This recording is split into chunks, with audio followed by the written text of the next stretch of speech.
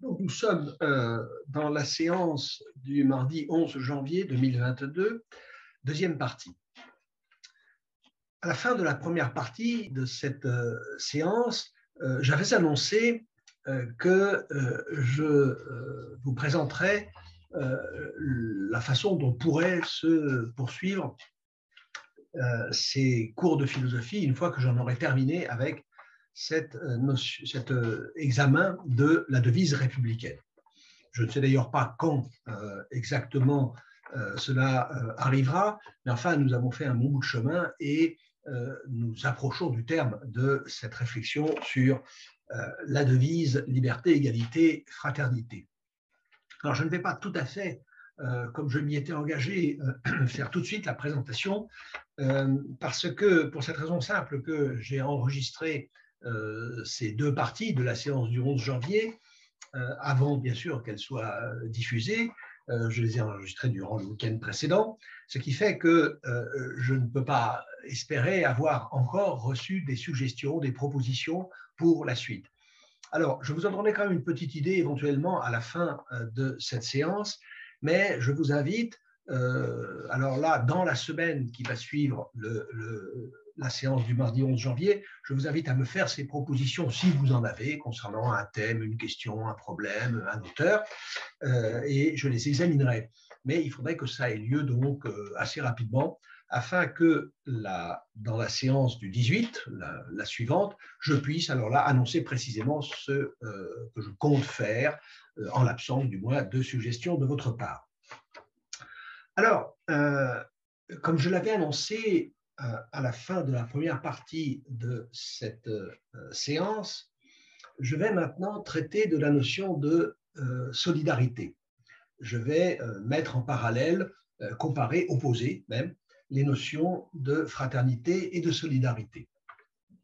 J'avais été conduit à ce parallèle par une citation, vous vous souvenez, que j'avais produite à la fin de la première partie, citation tirée de l'encyclopédie de Diderot et d'Alembert à l'article Fraternité, dont l'auteur, le chevalier de Jaucourt, ne retenait pour définir l'idée de fraternité que le sens très vieilli, le sens archaïque de la fraternité d'armes entre des chevaliers.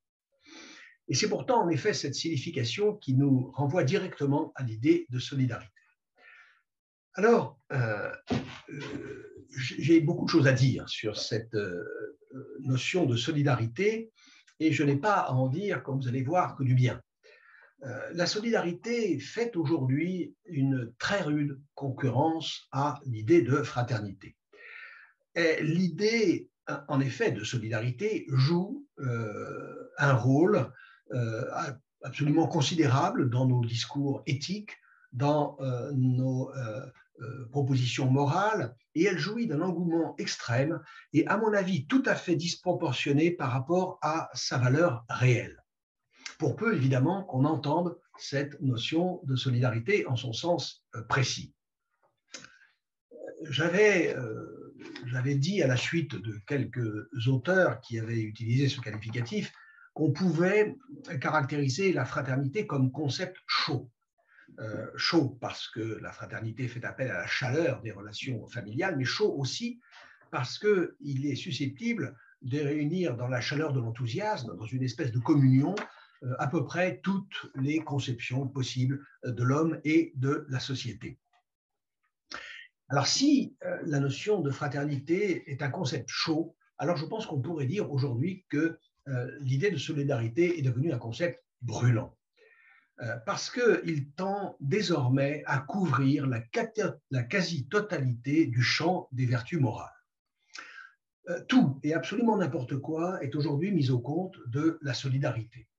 Depuis les tribunes politiques et tout courant confondu, dans tous les partis, on appelle à une société plus solidaire. Ce qui ne veut pas dire évidemment, parce que cet appel est lancé, qu'il faille juger tous les courants, toutes les options, tous les partis également aptes à satisfaire à cet idéal, bien entendu. Mais enfin, au moins, partout, l'idée de solidarité est-elle dans l'éventail politique, partout elle est revendiquée. Le message des organisations humanitaires ne connaît plus qu'un motif de donner contre la misère du monde, de donner pour secourir, de donner pour aider, et ne connaît plus d'autre motif que l'invocation de la solidarité. L'école et la littérature de jeunesse l'enseignent, cette solidarité, à qui mieux, aux enfants et aux adolescents. Par exemple, dans un petit livre de jeunesse, on verra, destiné aux enfants, on verra par exemple un enfant être, ou dans un manuel d'instruction civique, on verra un enfant être félicité de s'être montré solidaire pour avoir par exemple aidé une personne âgée à traverser la rue ou à porter ses provisions. La solidarité est donc aujourd'hui en passe d'absorber à peu près toutes les vertus morales voisines. Alors, sont oubliés l'altruisme, la compassion, la générosité, la justice et même, bien souvent, l'amour. Évidemment, cette hégémonie de la solidarité, cet envahissement de notre vocabulaire par le terme de solidarité, forcément se paye d'un appauvrissement considérable de notre vocabulaire moral, de notre lexique éthique, puisque les termes que je viens d'énumérer, je le répète, altruisme, compassion, générosité, justice, eh bien, ne sont tout simplement plus employés, ce qui veut dire, si nous ne les employons plus, que nous ne nous préoccupons plus guère des choses qu'ils désignent. Et notre lexique moral finit par ressembler à une espèce de nuit où tous les chats sont gris. Je ne vois qu'une seule notion qui résiste assez bien et qui coexiste avec la solidarité dans notre vocabulaire moral, c'est la tolérance. La tolérance, elle aussi, invoquée à tout bout de champ, elle est elle aussi mise à toutes les sauces et souvent, elle aussi, au prix d'une très grande indétermination dans sa signification. Alors, je voudrais ici remettre la solidarité à sa place. Cette place est légitime, cette place est nécessaire, mais cette place est limitée. Il faut que les choses soient claires. Je ne prétends pas, comme philosophe, régenter, réglementer l'usage. Jamais les philosophes n'ont eu l'illusion qu'il existait un véritable, un vrai, un authentique sens des mots auquel il faudrait toujours revenir, qui serait fixé une fois pour toutes et au respect duquel il conviendrait de rappeler. Ce n'est pas là la fonction des philosophes. La fonction des philosophes en matière d'examen des concepts n'est pas de se poser en gardien du temple, en protecteur d'un trésor linguistique auquel il ne faudrait jamais toucher. Non, le rôle des philosophes est de disséquer les notions, de les mettre en relation les unes avec les autres et de faire apparaître quelques nuances conceptuelles importantes, pertinentes, à partir desquelles on peut réfléchir de façon plus fine sur les réalités que désignent les mots. Alors, c'est ce que j'essaye de faire avec ces notions de fraternité et de solidarité. Je ne cherche finalement, si vous voulez, qu'à établir plus fermement l'une et l'autre de ces deux notions en les distinguant entre elles et en les distinguant de quelques attitudes voisines, mais qui sont d'une nature différente. La solidarité, sauf donc à l'accommoder à toutes les sauces, comme on a pris l'habitude de le faire depuis quelque temps, la solidarité n'a de sens que relativement à un ensemble défini par une communauté d'intérêts. Je souligne ce mot « intérêt », parce que cette notion d'intérêt est ici le point crucial quand il s'agit de penser l'idée de solidarité. Contrairement à la fraternité, la solidarité n'implique aucune aptitude particulière, aucune disposition spéciale à l'altruisme, à la bienveillance et encore moins à l'amour. On va voir que la solidarité consiste en une attitude pratique fondée sur une compréhension intelligente de mon intérêt comme individu, mais comme individu membre d'un groupe, au sein d'un groupe, et de l'intérêt de ce groupe lui-même. C'est ça, être solidaire. Être solidaire, c'est comprendre avec intelligence ce qu'il en est de mon intérêt en tant que mon intérêt est celui d'un individu qui fait partie d'un groupe ayant une communauté d'intérêts. Je pense qu'il n'est pas inutile ici de revenir au sens physique, au sens mécanique de la notion de solidarité. Dans un mécanisme, il y a des pièces solidaires et d'autres qui ne le sont pas. Alors, évidemment, plus un mécanisme est complexe, plus un mécanisme est perfectionné, ou comme on dit aujourd'hui, sophistiqué, plus les choses y sont, plus les pièces y sont interdépendantes. Mais vous comprenez, par exemple, qu'il n'y a pas d'interdépendance, pas de solidarité entre le fonctionnement mécanique du lecteur CD, si vous en avez un dans votre voiture, et le fonctionnement des freins, par exemple, de cette voiture. Alors, il y a plusieurs manières pour les pièces d'un mécanisme d'être solidaires. Prenez par exemple une bicyclette. Sont complètement solidaires, sont totalement solidaires, par exemple, le guidon, la potence et la fourche. Si vous connaissez la signification exacte de ces termes pour ce qui concerne les bicyclettes. Complètement solidaires, cela veut dire que tout mouvement de l'une de ces pièces contraint directement le mouvement des autres et qu'il n'existe par surcroît entre ces trois pièces que sont le guidon, la potence et la fourche, aucune possibilité de mouvement relatif. Ou alors c'est que vous avez mal, par exemple, visser le boulon, tel écrou, telle vis, qui solidarise justement ces pièces. Là, nous avons affaire à une solidarité totale. La solidarité totale dans un mécanisme, elle s'obtient en collant des pièces, en vissant des pièces, en les rivetant ou, par exemple, en les unissant par des tenons et des mortaises. Il y a aussi des pièces qui sont solidaires, mais solidaires non plus totalement, mais partiellement, comme par exemple le son, le pédalier, la chaîne et les pignons de la roue arrière de la bicyclette. Parce que, il y a solidarité parce que le mouvement de l'une de ces pièces contraint nécessairement le mouvement des deux autres. Ça, c'est une règle du fonctionnement de l'ensemble pédalier, chaîne, pignon. Mais il n'y a solidarité que partielle parce que cette interdépendance laisse ouverte la possibilité de mouvement relatif de chacune de ces pièces par rapport aux autres.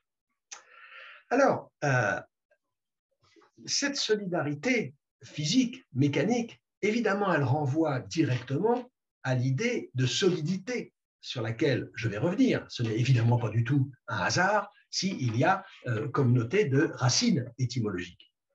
Il faut aussi penser au sens juridique de la solidarité qui concerne les questions de dette. Je vais vous lire ici la définition que j'ai trouvée dans un dictionnaire du droit privé, dictionnaire dû à un certain, je ne le connais pas du tout, Serge Brodeau, conseiller honoraire à la Cour d'appel de Versailles. Vous trouverez ça sur Internet très facilement. Alors, voici ce que dit cette définition du dictionnaire de droit privé de Serge Brodeau. La solidarité est le rapport juridique obligatoire qui lie entre eux deux ou plusieurs créanciers, entre parenthèses solidarité active, à deux ou plusieurs débiteurs, entre parenthèses solidarité passive. Donc, rapport juridique ayant pour effet, dans le premier cas, solidarité active entre créanciers, ayant pour effet dans le premier cas de donner à chacun des créanciers le droit d'exiger le paiement entre ses mains et sans présence des autres créanciers de la totalité de la créance. Et dans le second cas, solidarité passive des débiteurs, de permettre à chacun des créanciers d'exiger de n'importe lequel des débiteurs solidaires qu'il se libère de la totalité de la dette entre ses mains, celle du créancier, si j'ai bien compris. Je vais mettre la référence du lien sur mon blog en même temps que je vais y mettre le plan et les citations, afin que vous puissiez retrouver cette définition de la solidarité juridique en matière de dette. Alors, au sens des relations interhumaines en général, et quel qu'en soit l'objet, je définirais la solidarité comme ceci. Je dirais que la solidarité est l'attitude d'assistance mutuelle qu'adoptent les uns vis-à-vis des autres, les membres d'un groupe, afin de se défendre contre ce qui menace certains de leurs intérêts communs. Je relis cette définition. Solidarité, attitude d'assistance mutuelle qu'adoptent les uns vis-à-vis des autres, les membres d'un groupe, afin de se défendre contre ce qui menace certains de leurs intérêts communs. Donc, je suis sûr que cette définition est perfectible, et si vous vous proposez de l'améliorer, de lui apporter des précisions ou une clarté supplémentaire, n'hésitez surtout pas. Et d'ailleurs, je peux vous assurer que lorsque je relirai ce que je suis en train de vous dire dans une heure, dans une semaine ou dans une décennie, évidemment, je trouverai cette définition tout à fait insatisfaisante. Mais enfin, pour l'instant, je n'en vois pas de meilleure. Solidarité, ici, qu'est-ce que cela veut dire? Cela veut dire que l'individu et le groupe sont plus solides, ils sont plus forts, ils sont plus résistants et plus résilients lorsqu'ils se comportent de façon solidaire, c'est-à-dire lorsque les membres du groupe se tiennent et se soutiennent les uns les autres. Je viens d'utiliser ici deux adjectifs. J'ai dit plus fort, plus résistant, plus résilient. Je tiens en passant quand même à dire qu'il ne faut pas confondre ces notions de résistance et de résilience. Alors ça, c'est un autre phénomène de langage qui est en train de se répandre aujourd'hui à vitesse grand V dans le vocabulaire politique, journalistique essentiellement, qui est la substitution pure et simple au terme bien connu, tout à fait commun, parfaitement compris de chacun, de résistance, substitution à ce terme de résistance du mot devenu à la mode de résilience.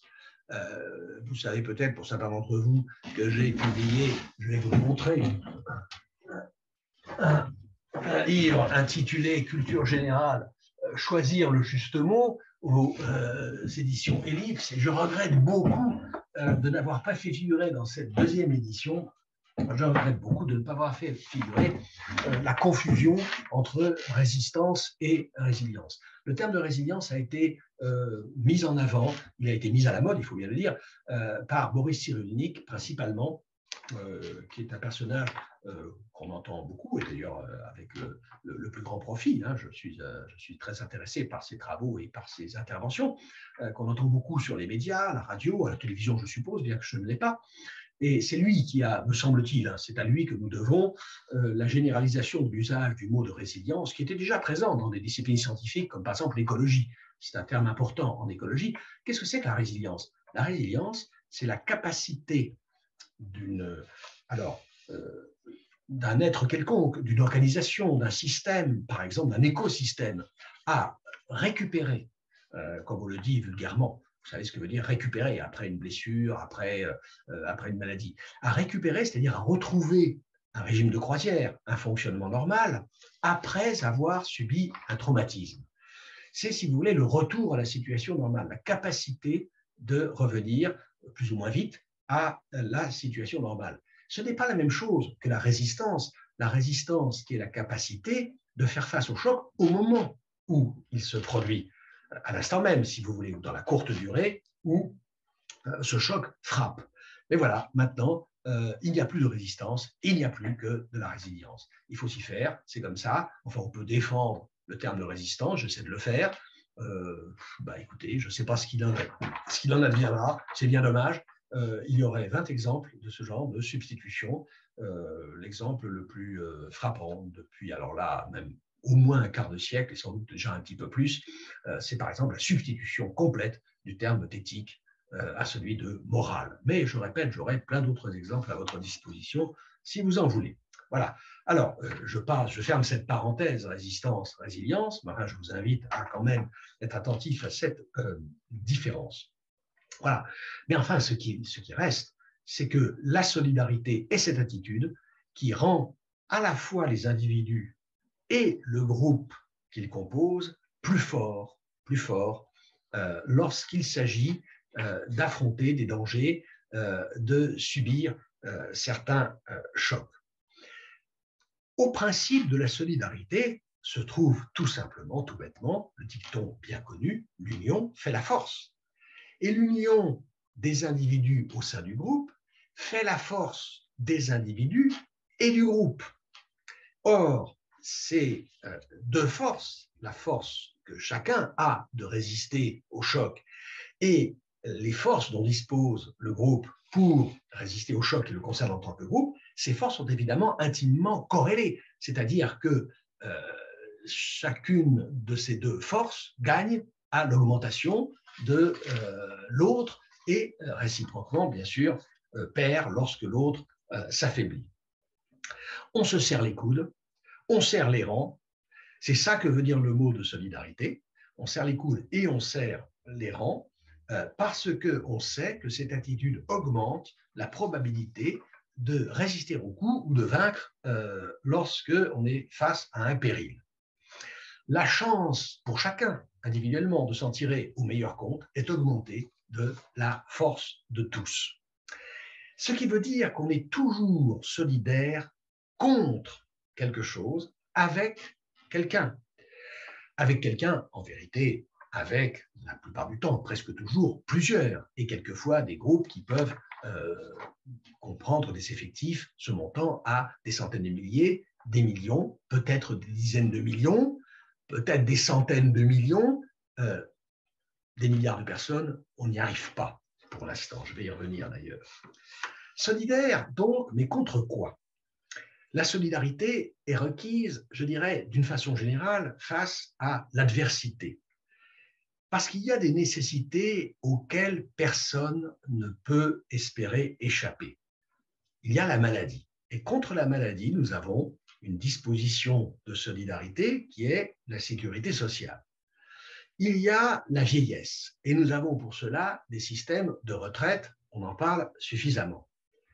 Il y a toutes les contingences de la fortune auxquelles on peut toujours espérer échapper, auxquelles certains échappent toujours, mais auxquelles on ne peut jamais être certain d'échapper définitivement. Il y a, par exemple, l'accident, il y a l'incendie, il y a l'inondation, il y a les catastrophes naturelles et humaines, il y a le chômage. Et contre tout ça, nous avons les assurances et nous avons l'État, bien sûr. Nous avons l'État, c'est capital. Enfin, vous entendez parler suffisamment, par exemple, à la radio, à la télévision ou dans les journaux, de solidarité nationale lorsqu'il s'agit, par exemple, de distribuer des aides d'État, et à titre personnel, je trouve ça très bien, par exemple, à des professions, à des corporations victimes des aléas de l'existence, des aléas de la nature, des aléas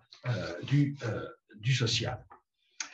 On est solidaire aussi, alors, face non plus à l'adversité, mais à l'adversaire. Par exemple, à ceux qui ont des intérêts économiques, sociaux, catégoriels, opposés aux nôtres. Et c'est pour ça que nous avons des associations, des syndicats. Nous avons des associations de consommateurs qui sont des organisations de solidarité contre ceux qui essayent de nous faire consommer n'importe quoi, n'importe comment, à n'importe quel prix. Alors, solidaire contre l'adversité, contre les adversaires, éventuellement aussi contre les ennemis, parce que eh bien, il ne pouvait y avoir, par exemple, pendant l'occupation durant la Seconde Guerre mondiale, de résistance sans solidarité entre les résistants. Alors, solidaire avec qui? Eh bien, solidaire avec tous, toutes celles et tous ceux qui sont ou qui pourraient éventuellement se trouver confrontés au même péril, exposés aux mêmes chocs ou face aux mêmes obstacles. Il faut souligner que cette disposition solidaire peut servir toutes les causes, les bonnes comme les mauvaises, voire les pires. Parce que la solidarité est certainement la vertu nécessaire, indispensable même aux exploités, aux opprimés, aux dominés. C'est le sens de la formule prolétaire de tous les pays, unissez-vous. Mais les exploiteurs, les oppresseurs ne pratiquent pas moins la solidarité et sont souvent d'ailleurs mieux armés pour la pratiquer plus efficacement que ne la pratiquent ceux qu'ils exploitent ou ceux qu'ils oppriment, ne serait-ce que parce qu'ils ont assez souvent le nerf de la guerre, à savoir l'argent. En tout cas, ce qu'ils ont autant que les dominés, c'est la conscience de leurs intérêts de dominants. Il faut savoir que les syndicats ouvriers, la sécurité sociale, les mutuelles sont nés des actions de solidarité, c'est-à-dire des premières caisses de secours contre la maladie, contre les accidents du travail ou, par exemple, pour les grèves au XIXe siècle. Au XXe siècle, nous bénéficions de ces entreprises qui, pendant longtemps, n'ont existé qu'à l'état inchoatif et qu'à l'état embryonnaire, souvent, et sans caractère institutionnel ou obligatoire. Les interventions, par exemple, allemandes et italiennes contre la République espagnole, le coup d'État du Chili en 1973, auquel les multinationales capitalistes ont contribué financièrement, par exemple, sont aussi des actes de solidarité des exploiteurs et des oppresseurs. Et tous les groupes de pression, tous les corporatismes, tous les lobbies relèvent aussi, plus ou moins, de la solidarité. La solidarité joue à plein dans toutes les mafias.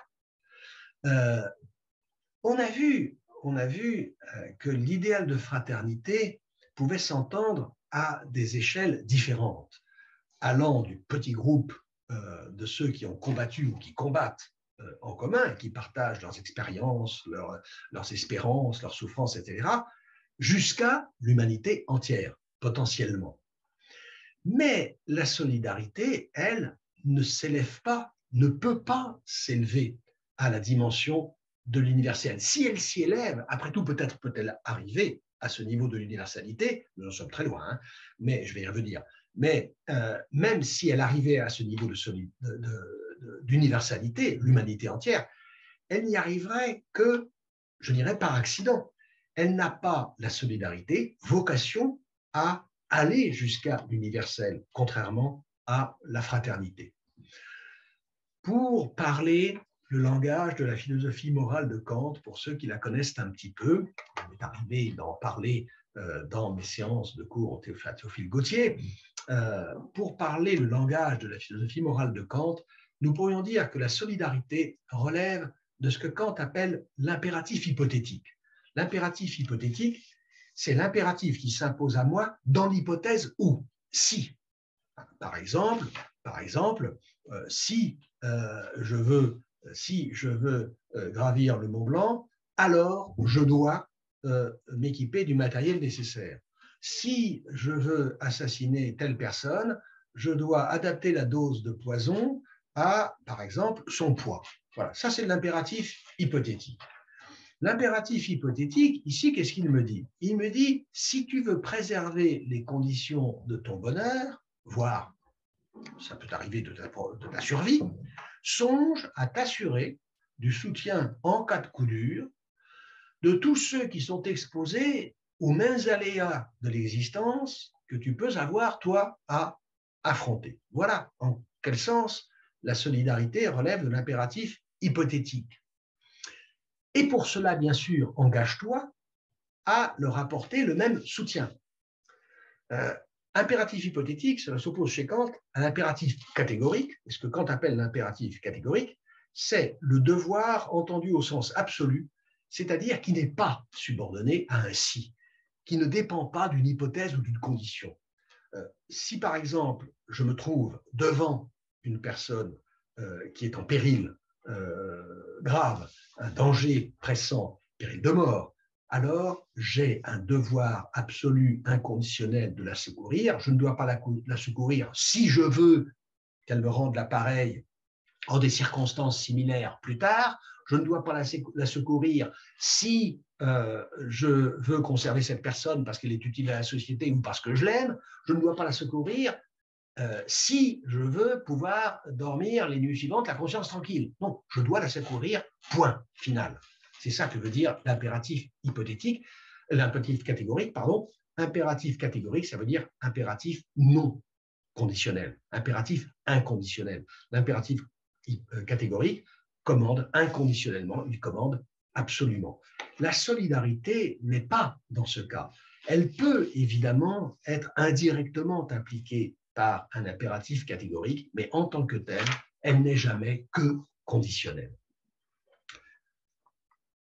De ce que la solidarité n'a pas pour principe, comme je viens de le montrer, le désintéressement, mais au contraire l'intérêt bien compris, il ne faudrait pas conclure pour autant qu'elle n'a aucune espèce de valeur morale, aucune espèce de valeur éthique. Parce que, d'une certaine façon, la solidarité, la capacité d'être solidaire, d'adopter une attitude solidaire, cette capacité est déjà une certaine étape, c'est déjà un certain stade franchi dans le mouvement de dépassement de l'égoïsme, même si à ce stade, ce dépassement n'est commandé que par l'intérêt bien compris et réglé, je dirais, simplement par l'intelligence. La solidarité est toujours intéressée, par définition. Elle n'est rien de plus qu'un égoïsme bien compris, mais bien compris donc capable de se limiter, de se libérer des limites du moi. C'est un égoïsme, si vous voulez, la solidarité, mais non égocentré. Et pour cela, c'est un égoïsme plus efficace. L'efficacité, elle, n'est pas une considération morale, mais le fait d'être capable déjà, pour atteindre un certain niveau d'efficacité, de se libérer des limites du moi individuel, ça, c'est déjà être en chemin vers au moins certaines conditions de la moralité. C'est un égoïsme non égocentré, et ça, c'est déjà quelque chose. De plus, il faut ajouter ceci, que l'attitude d'assistance mutuelle, c'est ainsi que j'ai défini plus haut la solidarité. L'attitude d'assistance mutuelle qui définit la solidarité ne se réduit pas à des actions pratiques. Elle ne se ramène pas au simple agir. Elle associe de commun la solidarité avec la fraternité, qu'elle implique une certaine disposition subjective aussi, et une disposition subjective orientée vers l'avenir.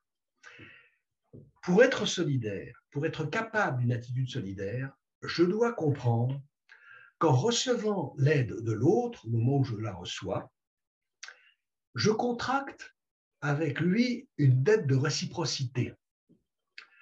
Et réciproquement, l'aide que je lui apporte, je la lui apporte afin qu'il me rende un jour l'appareil, si pour moi la nécessité s'en fait sentir.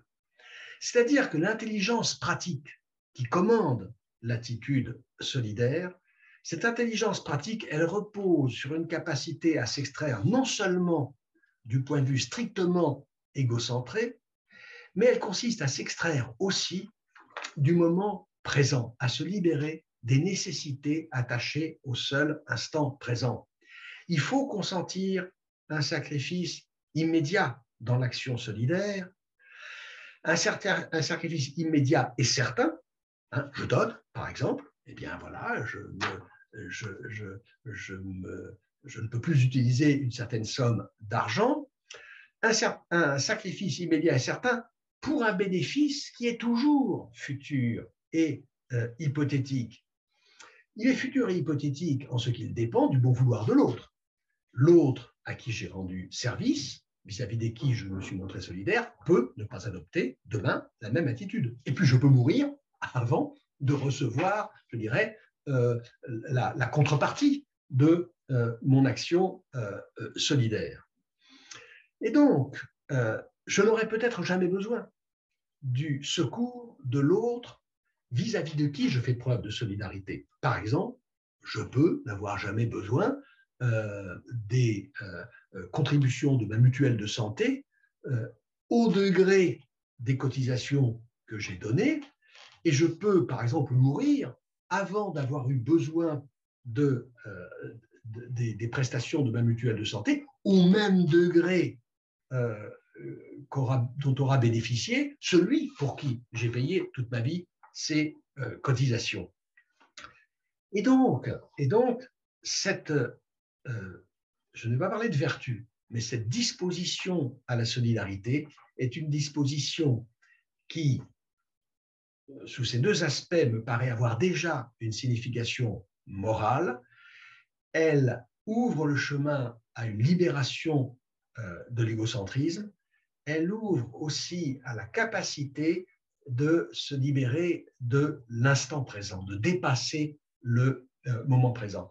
Et c'est pour ça d'ailleurs qu'il a fallu, parce que nous avons très faiblement, à un niveau très peu élevé, cette capacité, il a fallu donner à la solidarité une figure institutionnelle, permanente, définitive et même quelquefois obligatoire. Et c'est pour ça que, par exemple, on a fait une obligation du paiement des cotisations sociales ou de l'assistance, de l'aide de l'État, comme je le disais tout à l'heure, en cas de catastrophe naturelle.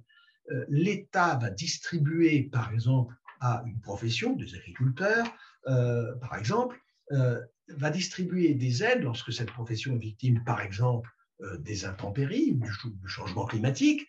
Il va distribuer des aides qui vont être prises sur les impôts que j'ai payés, sans avoir mon mot à dire sur, autrement que, évidemment, par le vote des représentants lors des élections, sur l'usage qui sera fait de cet argent.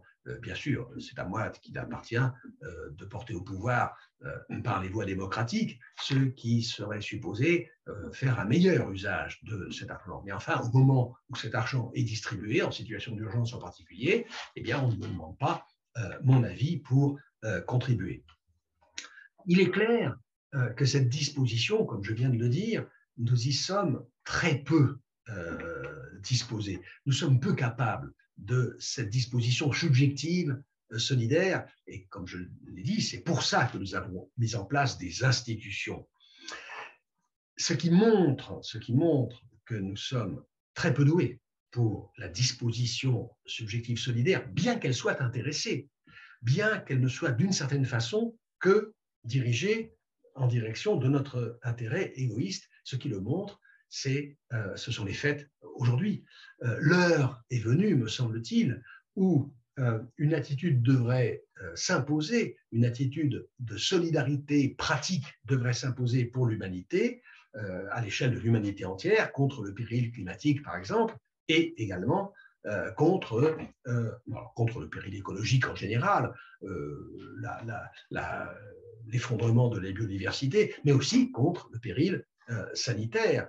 La difficulté de mettre en œuvre une véritable solidarité humaine, la difficulté de s'extraire des intérêts égocentrés et de s'extraire des impératifs du seul présent, elle est aujourd'hui attestée, elle est manifestée, elle est rendue évidente, par exemple, par la question des vaccins. Nous sommes incapables de comprendre, nous sommes incapables de réaliser, alors dans tous les sens du terme, que notre intérêt serait de rendre ces vaccins accessibles le plus vite possible au plus grand nombre d'humains, et par conséquent, par exemple, que notre intérêt serait de sacrifier les revenus des brevets, donc de tout simplement supprimer les revenus des brevets, le temps de faire face à cette pandémie. Parce que pendant que cette pandémie cavale là où les gens ne sont pas vaccinés, eh bien, ce sont des mutations que le virus accumule et qui nous reviendront évidemment dessus. Donc, cela veut dire que non seulement nous sommes peu capables de générosité, peu capables d'altruisme, peu capables de compassion, mais nous ne sommes même pas capables, même très peu capables, de cette solidarité qui n'est pourtant qu'une disposition intéressée à notre bien personnel. Voilà. Donc, j'en ai terminé avec cette idée de solidarité. La prochaine fois, j'entreprendrai, et ce sera pour finir avec la notion de fraternité, j'entreprendrai, enfin j'aurai encore deux aspects à traiter. Le premier concernera les fondements de la fraternité. J'ai longuement développé les raisons sur lesquelles on avait fondé ces droits de l'homme que sont la liberté et l'égalité. On les avait fondés dans la nature, je l'ai, je pense, amplement montré. Eh bien, il s'agira de se demander quel fondement peut recevoir cette notion de fraternité. Enfin, je terminerai par un rapide examen de la place, de la situation de cette idée de fraternité dans la devise républicaine relativement aux deux précédentes. Et enfin, plus tard, j'en viendrai à une conclusion dans laquelle je soulèverai un certain nombre de difficultés posées par ces notions. Alors, voilà, je vais faire ce que j'avais annoncé. Je vais brièvement faire état du projet qui est le mien, si je n'ai pas d'autres suggestions, pas d'autres propositions pour la continuation de ces séances de philosophie. Je vous proposerai de réfléchir sur la notion de peine judiciaire et de le faire à partir de deux textes que je vais mettre à votre disposition sur mon blog, deux textes qui ont pour auteur respectivement l'italien Cesare Beccaria, Beccaria qui est le grand penseur judiciaire des Lumières européennes. C'est un Italien qui a donné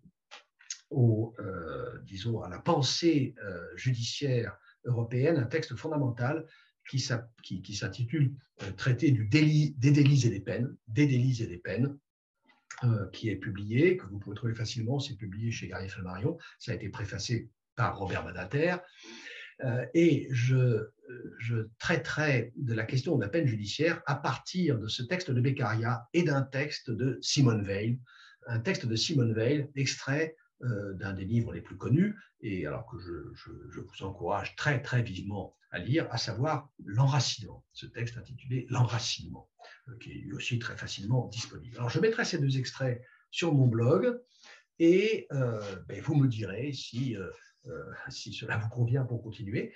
Je répète, je suis ouvert à toutes les propositions que vous pourriez faire pour cet enseignement de philosophie, puisque comme je l'ai dit, la situation présente qui impose de l'imprévisible, des aléas, et qui rend donc difficile de mettre en place des plans à très long terme, la situation présente me dissuade de mettre en chantier un grand sujet, comme j'en ai quelquefois traité sur plusieurs années, de peut-être 3 même, je crois, une fois, quand il s'agissait de la vérité, dans mes séances du lycée Théophile Gautier, que j'en profite pour le dire, que je n'ai pas d'autre souhait que de voir reprendre si un jour cela est possible. Voilà, je vous remercie et je vous dis à la semaine prochaine.